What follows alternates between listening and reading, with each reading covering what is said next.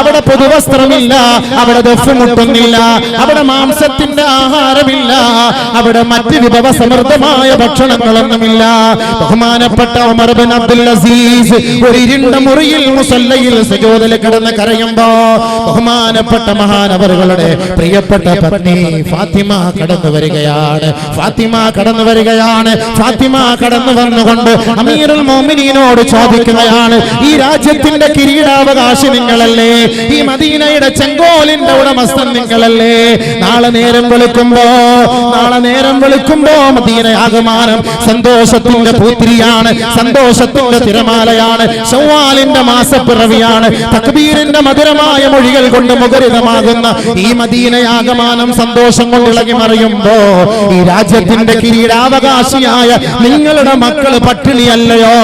നിങ്ങളുടെ മക്കൾക്ക് പുതുവസ്ത്രമില്ലല്ലോ? നിങ്ങളുടെ മക്കൾ ഇന്നെന്തേ വിഭവ സമൃദ്ധമായ ഭക്ഷണം കഴിക്കാത്തത്? ഈ 30 ദിവസങ്ങൾ പട്ടിണി കിടന്ന ഈ ഉമർ ബിൻ അബ്ദുൽ അസീസിന്റെ കുടുംബത്തിലെ ബഹുമാനപ്പെട്ട മഹദി അവറുകൾ ചോദിക്കുകയാണ്, അതുകൊണ്ട് നാളത്തെ ദിവസത്തിന് വേണ്ടി മത്സ്യം വാങ്ങണേ, മാംസം വാങ്ങണേ. മഹാനവറുകളോട് പ്രിയപ്പെട്ട പത്നി പറയുകയാണ്, ബഹുമാനപ്പെട്ട ഉമർ ബിൻ അബ്ദുൽ അസീസ് പറയുകയാണ്, ഫാത്തിമ നിനക്കറിയില്ലേ, കേവലം 2 ദിർഹം കൊണ്ടാണ് ഞാൻ ഈ ജോലി ചെയ്യുന്നത്. ഈ 2 ദിർഹമല്ലാതെ എനിക്ക് മറ്റൊരു ജോലിയില്ല, എനിക്ക് മറ്റൊരു വരുമാനമില്ല. അതുകൊണ്ട് തന്നെയാണ് ഞാനും നീയും നമ്മുടെ മക്കളും ജീവിക്കുന്നത്. അതുകൊണ്ട് ഫാത്തിമ, നമുക്ക് നല്ല ഉടുപ്പും സന്തോഷങ്ങളും വിഭവ സമൃദ്ധമായ ഭക്ഷണങ്ങൾ സ്വർഗത്തിലാണ്. തന്റെ മക്കളോടൊന്ന് പറഞ്ഞു കൊടുക്കൂ ഫാത്തിമ.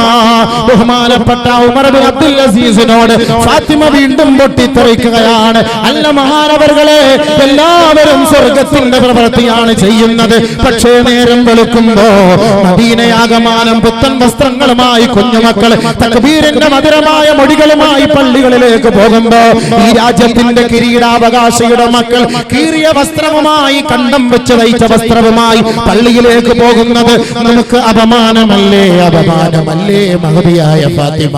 ബഹുമാനപ്പെട്ട ഫാത്തിമ ബീവിയോട് ബഹുമാനപ്പെട്ട ഉമർ ബിൻ അബ്ദുൽ അസീസ് പറയുകയാണ്, ഈ 2 ദിർഹമല്ലാതെ എനിക്ക് മറ്റു മാർഗമില്ല. പ്രിയപ്പെട്ട പത്നി ഓർമ്മിപ്പിച്ചു കൊടുക്കുകയാണ്, അഡ്വാൻസായി 2 ദിർഹം നിങ്ങൾക്ക് വാങ്ങിക്കൂടെ? അഡ്വാൻസായി 2 ദിർഹം വാങ്ങിക്കൂടെ എന്ന് പ്രിയപ്പെട്ട പത്നി ഓർമ്മിപ്പിച്ചപ്പോ മഹദിയായ പത്നിയോട് നോക്കിയിട്ട് പറയുകയാണ്, എടീ പെണ്ണേ, മോളെ, എടീ പെണ്ണേ ഫാത്തിമ, ഈ 2 ദിർഹം ഞാൻ കടം വാങ്ങിയാൽ നാളെ നേരം വെളുക്കുമ്പോ ഈ ഉമർ ബിൻ അബ്ദുൽ അസീസ് ഈ മദീനയുടെ പൂമുഖത്തുണ്ടാകുമോ ഇല്ലയോ? നാളെ നേരം വെളുക്കുമ്പോ ഞാൻ മരിച്ചു പോയാൽ അടുത്ത മാസം ഈ ജോലി ചെയ്ത് പൂർത്തിയാക്കാൻ കഴിയുമോ എന്ന് അല്ലാഹു അല്ലാതെ മറ്റാരും അറിയില്ല ഫാത്തിമ. അതുകൊണ്ട് ഒരിക്കലും ഞാൻ അഡ്വാൻസ് കൈപ്പറ്റില്ല ഫാത്തിമ. അതുകൊണ്ട് മക്കളോട് പറയണേ, സുഖസന്തോഷങ്ങളെല്ലാം സ്വർഗത്തിലാണ്. ബഹുമാനപ്പെട്ട ഉമർ ബിൻ അബ്ദുൽ അസീസ് റളിയല്ലാഹു അൻഹു വേണമെങ്കിൽ ഖജനാവിന്റെ താക്കോൽ അദ്ദേഹത്തിന്റെ കൈകളിൽ കിടന്ന് അമ്മാനമാടുകയാണ്. 2 ദിർഹമല്ല, 5 ദിർഹമല്ല, ആയിരക്കണക്കിന് ദിർഹമിന്റെയും ദിനാറിന്റെയും ഉടമസ്ഥനാകാൻ ബഹുമാനപ്പെട്ട ഉമർ ബിൻ അബ്ദുൽ അസീസിന് കഴിയും. പക്ഷേ നാളെ അർശിന്റെ തണൽ ആഗ്രഹിച്ചുകൊണ്ട് കീറിയ കുപ്പായവുമായി, കണ്ടം വെച്ച് തയ്ച്ച കുപ്പായവുമായി പട്ടിണി കിടന്ന് രാജ്യത്തിന് മെഴുകുതിരി പോലെ ഉരുകി വെളിച്ചം പകർന്നു കൊടുത്ത ഉമർ ബിൻ അബ്ദുൽ അസീസ് ആഗ്രഹിച്ചത് സബ്അത്തുൻ യുളില്ലുഹുമുല്ലാഹു ഫീ ളില്ലിഹി യൗമ ലാ ളില്ല ഇല്ലാ ളില്ലുല്ലാഹ്. നാളെ 7 കൂട്ടർക്ക് അല്ലാഹുവിന്റെ തണലല്ലാത്ത ഒരു തണലുണ്ടല്ലോ, ആ തണലിൽ ഒന്നാമനായി ഈ ഉമറിനും എത്തണം ഫാത്തിമ. അതുകൊണ്ട് സാധ്യമല്ല ഫാത്തിമ.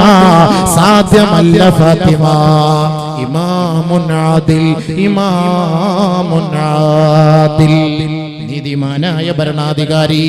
ഇന്ന് അധികാരത്തിന്റെ സോപാനത്തിന് വിരാജിക്കുന്നവരെ, ഗവൺമെന്റ് സ്ഥാപനങ്ങളിൽ ജോലി ചെയ്യുന്നവരെ, ഗവൺമെന്റ് ആശുപത്രികളിൽ ജോലി ചെയ്യുന്നവരെ, പാവപ്പെട്ടവർക്ക് കൊടുക്കാൻ ഗവൺമെന്റ് സപ്ലൈ ചെയ്യുന്ന ഗുളികകളും മരുന്നുകളും ജോലി കഴിഞ്ഞ് നമ്മുടെ ബാഗിലിട്ടിട്ട് വീട്ടിലേക്ക് കൊണ്ടുവന്ന് സ്വന്തം കുടുംബത്തിൽ കൊടുക്കുന്ന നഴ്സുമാരെ, പെണ്ണന്മാരെ, നാളെ ഈ ഗുളികകളും മരുന്നുകളുമായി ആഖിറത്തിൽ നീ വരേണ്ടി വരും പെങ്ങളെ. പെങ്ങളെ, സാധുക്കൾക്കുള്ള മരുന്നാണ്, നിന്റെ കുടുംബത്തിന് വേണ്ടിയുള്ള മരുന്നല്ല.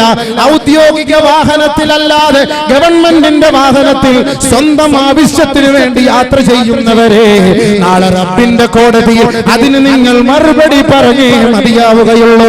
രാവിലെ 10 മണി മുതൽ 5 മണി വരെ ഗവൺമെന്റ് സ്ഥാപനത്തിൽ ജോലി ചെയ്യാൻ വേണ്ടിയാണ് ഫാൻ നിങ്ങൾക്ക് ഗവൺമെന്റ് ഘടിപ്പിച്ചു തന്നത്. പത്രം വായിക്കാനല്ല, സ്വറ പറയാനല്ല, തമാശ പറയാനല്ല. ഗവൺമെന്റിന്റെ ജോലി ഒഴിച്ച് സ്വന്തമായി വിശ്രമിക്കാൻ ഗവൺമെന്റിന്റെ അനുവാദമില്ലാതെ ആരൊരാള് ഫാനിന്റെ സ്വിച്ച് അമർത്തിയോ അതിലൂടെ നിങ്ങൾ സുഖം അനുഭവിച്ചോ, നാളെ ആഖിറത്തിൽ അതിന് മറുപടി പറയണം, മറുപടി പറയണം, മറുപടി പറയണം. അതുപോലെ സൂക്ഷിക്കണേ, സൂക്ഷിക്കണേ. നബിയുനാ റസൂലുള്ളാഹി. ഒരുപാട് സംഭവം അങ്ങോട്ട് പോയാൽ നാളെ ജോലി ചെയ്യാൻ പറ്റൂല. അതുകൊണ്ട് ഞാൻ അത് മാത്രം പറഞ്ഞു നിൽക്കുന്നില്ല. അധികാരികൾ വെറുതെ അല്ല അല്ലാഹുവിന്റെ റസൂൽ ഒന്നാമതായിട്ട് പറഞ്ഞത്. ഇമാമുൻ ആദിൽ, നീതിമാനായ ഭരണാധികാരിക്കാണ് അർശിന്റെ തണല്. വെറുതെ ഒന്നും തണല് കിട്ടൂല. അല്ലാഹു നമുക്ക് നസീബാക്കട്ടെ, അല്ലാഹു നമുക്ക് നസീബാക്കട്ടെ. ഗവൺമെന്റിന്റെ ഓഫീസിൽ നിന്ന് പേപ്പർ, വെള്ള പേപ്പർ എടുത്തിട്ട് ഭാര്യയ്ക്ക് ലവ് ലെറ്റർ എഴുതാന്ന് പറഞ്ഞാൽ നാളെ ഈ വെള്ള പേപ്പറായിട്ട് ആഖിറത്തിൽ വരണം. ഇവർക്ക് ആദിലായ ഭരണാധികാരി എന്ന് പറയാനൊന്നും പറ്റൂല. അടിച്ചു മാറ്റിയവൻ അടിച്ചു മാറ്റിയ സാധനമായിട്ട് വരണം. എനിക്ക് ഒരുപാട് ഹദീസ് ഉണ്ട്, അങ്ങോട്ട് കയറിയാൽ അത് മാത്രം തന്നെയായിരിക്കും എന്റെ വിഷയം. വേറെ അങ്ങോട്ട് കുറക്കാൻ പറ്റൂല. കുറെ പറയാനുണ്ട്, കുറെ വിഷയം പറയാനുണ്ട്. അല്ലാഹു തആല നല്ല നിലയിൽ മനസ്സിലാക്കാനും ആദിലായ ഭരണാധികാരിയായി ജീവിച്ചു മരിക്കാനും അല്ലാഹു അധികാരികൾക്ക് തൗഫീഖ് നൽകട്ടെ. അതിനുവേണ്ടി നമ്മൾ ജമാഅത്ത് കമ്മിറ്റിക്കാരും ഭാരവാഹികളൊക്കെ പരിശ്രമിച്ചോ. ഇല്ല എങ്കിൽ നാളെ റബ്ബിന്റെ കോടതിയിൽ നാണം കെട്ടി നിൽക്കേണ്ടി വരും, തലകുനിച്ച് നിൽക്കേണ്ടി വരും. വലൗ തറാ ഇദിൽ മുജ്രിമൂന നാകിസൂ റൂസിഹിം ഇൻദ റബ്ബിഹിം റബ്ബനാ അബ്സർനാ വസമിഅനാ ഫർജിഅനാ നഅമൽ സാലിഹാ ഇന്നാ മൂഖിനൂൻ. ആദരവായ റസൂലുള്ളാഹി തങ്ങളിലേക്ക് നോക്കിക്കൊണ്ട് പടച്ച തമ്പുരാൻ ചോദിക്കുകയാണ്, ദുനിയാവിൽ കുറ്റകൃത്യങ്ങൾ ചെയ്തുകൊണ്ട് റബ്ബിന്റെ കോടതിയിലേക്ക് വരുന്നവർ അവരുടെ കുറ്റങ്ങളെല്ലാം അവിടെ പ്രദർശിപ്പിക്കപ്പെടുമ്പോ, അവിടെ വായിക്കപ്പെടുമ്പോ, നബിയേ നബിയേ അവരുടെ മുഖങ്ങൾ ലജ്ജ കൊണ്ട് നാണം കൊണ്ട് കുനിഞ്ഞു നിൽക്കുന്നത് അങ്ങേക്ക് കാണാൻ കഴിയും ഹബീബേ. ഇന്ന് എത്രയോ കുറ്റവാളികളെ പിടിക്കുമ്പോ കൈക്കൂലി വാങ്ങിയവനെ അറസ്റ്റ് ചെയ്തു, പെട്ടെന്ന് കൊണ്ടുപോകുന്നു ജയിലിലേക്ക്. അയാള് ഫോട്ടോയ്ക്ക് പോസ്റ്റ് ചെയ്ത് നിൽക്കൂല, അയാളുടെ കയ്യിലുള്ള കർച്ചീഫ് കൊണ്ട് മുഖം മറയ്ക്കും.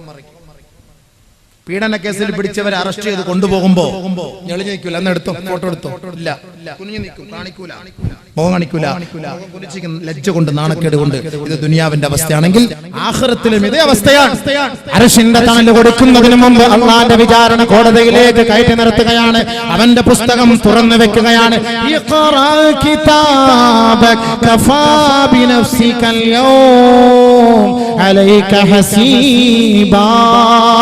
ഇത് നിന്റെ ഗ്രന്ഥമാണോ?